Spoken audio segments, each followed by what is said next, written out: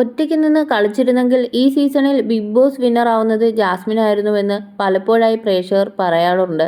50 ദിവസം കഴിഞ്ഞതോടെ ഗബ്രി മത്സരത്തിൽ നിന്ന് പുറത്തായി. ഇതോടെ ഗബ്രിയുമായി ഉണ്ടായിരുന്ന ജാസ്മിന്റെ കോംബോയും അവസാനിച്ചു. എന്നാൽ അതുവരെ ഉണ്ടായിരുന്ന ഗബ്രിയുമായിട്ടുള്ള സൗഹൃദം അവസാനിപ്പിക്കാൻ ജാസ്മിൻ തയ്യാറായില്ല. കഴിഞ്ഞ എപ്പിസോഡിൽ ജാസ്മിന്റെ വീട്ടുകാർ ഷോയിലേക്ക് വരികയും മകൾക്ക് വേണ്ട ഉപദേശം നൽകുകയും ചെയ്തിരുന്നു. ഗബ്രിയുടെ ഓർമ്മകളിൽ നിന്ന് മകളെ പുറത്തു കൊണ്ടുവരാനാണ് ജാസ്മിന്റെ പിതാവ് ശ്രമിച്ചത്. അതിൽ അദ്ദേഹം വിജയിക്കുകയും ചെയ്തു. ഒറ്റയ്ക്ക് കളിച്ചാലും കൂട്ടമായി കളിച്ചാലും ഇനി ബിഗ് ബോസിനകത്ത് ജാസ്മിനെ തകർക്കാൻ ആർക്കും സാധിക്കില്ലെന്ന് പറയുകയാണ് ആരാധകർ. മാനസികമായി തകർന്നു പോകുന്ന പല സാഹചര്യങ്ങളിൽ നിന്ന് വളരെ അനായാസം പുറത്തുവരാൻ ജാസ്മിന് സാധിച്ചിരുന്നു. ഇതെല്ലാം ചൂണ്ടിക്കാണിച്ചുകൊണ്ട് ഈ സീസൺ വിന്നർ ആവുവാൻ യോഗ്യതയുള്ള താരം ജാസ്മിൻ ആണെന്നാണ് ആരാധിക പറയുന്നത്. ആരാണ് ബിഗ് ബോസ് ടൈറ്റിൽ വിന്നർ ആകാൻ യോഗ്യതയുള്ളയാൾ? നമ്മുടെ പുരോഗമിച്ചു വരുന്ന സമൂഹത്തിലെ പ്രേക്ഷകരുടെ ചോയ്സ് ആകാൻ ഉള്ളയാൾ? എൻ്റെ ഉത്തരം ജാസ്മിൻ എന്നായിരുന്നു ആരാധിക പറഞ്ഞത്. ബിഗ് ബോസ് എന്നത് നിങ്ങളുടെ സർവൈവൽ മിടുക്ക് ടെസ്റ്റ് ചെയ്യാനുള്ള റിയാലിറ്റി ഷോയാണ്.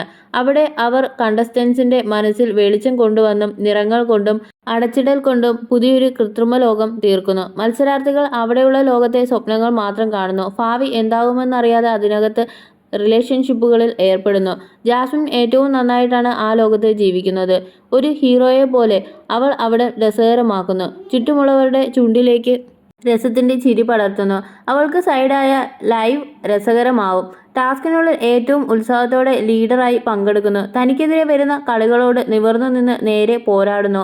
അനാവശ്യമായ പകയോ പ്രതികാരമോ ഉള്ളിൽ സൂക്ഷിച്ച് മനസ്സിൽ ഭയമാക്കാതെ അപ്പോൾ തന്നെ പറഞ്ഞു തീർക്കുന്നു. 23 വയസ്സിൽ സ്വന്തമായി കുടുംബം പോറ്റുന്നവളായിട്ടും അച്ഛനും അമ്മയ്ക്കും മുന്നിൽ കുട്ടിത്തം പോയിട്ടില്ലാത്ത കുഞ്ഞാവയായി മാറുന്നു. പക്വത കൈവിടാതെ തന്നെ. അകത്തും പുറത്തും അവളെ ആ ലോകത്ത് അവൾക്ക് കിട്ടിയ കൂട്ടുകാരനെയും അങ്ങേയറ്റം വേട്ടയാടിയിട്ടും ഫ്രണ്ട്ഷിപ്പ് വാല്യൂ കൊടുത്തവൾ ആണ് ജാസ്മിൻ.